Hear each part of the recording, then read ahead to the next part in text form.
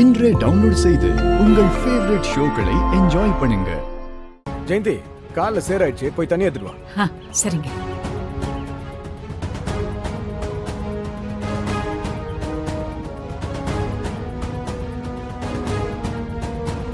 இது எப்பவுமே உன்னோட அடையாளம் தான். இத பத்திரமா வச்சுக்கோ. கொடு.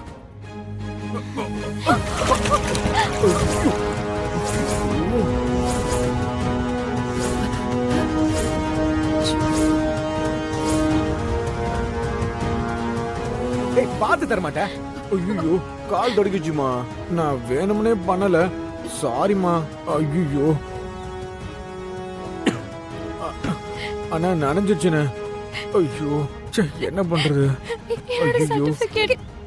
என் சர்டிபிகேட் நனைஞ்சிருச்சு. என்ன சித்ரா, நீ சர்டிபிகேட் பார்த்து வச்சுக்க மாட்டியா?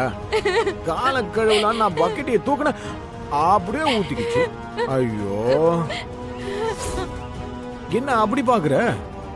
நான் என்னமோ வேணுமனே பண்ண மாதிரி பாக்குற. தெரியாம தானே பட்டுச்சு.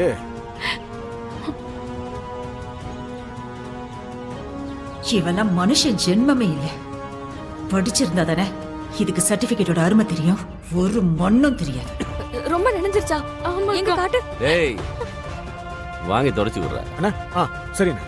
குடு சித்ரா, குடுமா, குடு.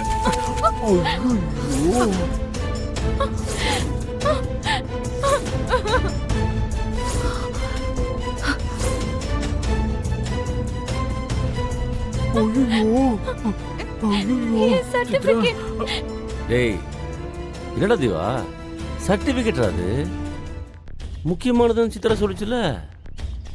நீ தண்ணி வேற ஊத்துன, அப்புறம் வாங்கணும்னு பிச்சுட்ட. அண்ணா, நான் என்ன வேணும் நான் கிழிச்சேன். குடுன்னு வாங்கினேன், இப்படி இழுத்தேன்.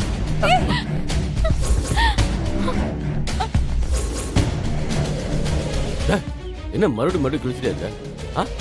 சித்ரா என்ன பண்ணுவோம்? பாவம்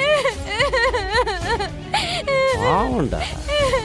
இதுக்காக ஒருத்தி பகல முடிச்சு தண்ணி வேற அடிச்சிருந்தா. சித்ரா, சரி விடு. சர்டிபிகேட் தான் மட்டும் நான் படிக்க போற. இப்படி அநியாயமா உங்க பொண்ணோட சர்டிபிகேட்டை கிழிச்சு அவ வாழ்க்கையை நாசம் பண்ணிட்டீங்களே. இந்த பாரு, அதெல்லாம் நீ சொல்லக்கூடாது. என் பொண்ணுக்கு என்ன பண்ணணும்னு எனக்கு தெரியும். அவளுக்கு கூடிய சீக்கிரமே கல்யாணத்தை பண்ண முடிவு பண்ணியிருக்கேன்.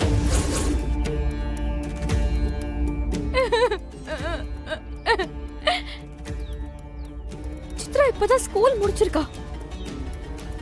இப்ப படிக்கிற வயசுல கல்யாணம் பண்ணி வைக்கிறது ரொம்ப தப்பு.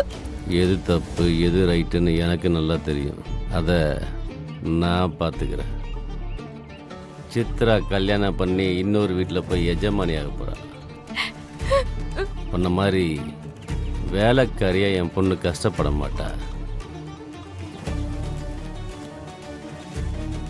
அப்படிப்பட்ட ஒரு நல்ல வாழ்க்கையை தான் நான் என் பொண்ணுக்கு அமைச்சு கொடுப்பேன்.